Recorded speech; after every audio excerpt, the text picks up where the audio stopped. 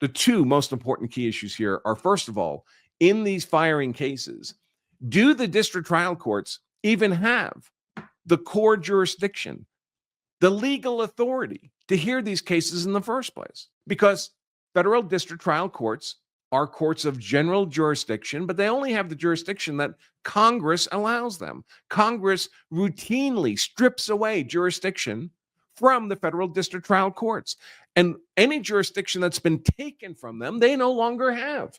And so they no longer have the legal authority to hear those cases. Any orders they would issue in such a case would be unlawful. Unlawful. So the first question a court has to ask itself when a dispute comes before it is, do I even have the legal authority, the jurisdiction to hear this case in the first place? If I don't, anything I would do would be lawless, without legal effect. And there's lots of limits on jurisdiction. There's geographic limits on jurisdiction. A Maryland state court can only hear disputes involving people in Maryland, for example. A federal district court can only hear disputes involving people in that district. Of course, I'm speaking generally here.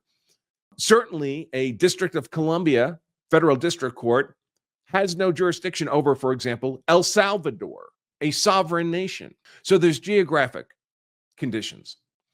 This comes up in some of the immigration cases, right? Where TDA terrorists who are grabbed and detained in Texas want a habeas hearing.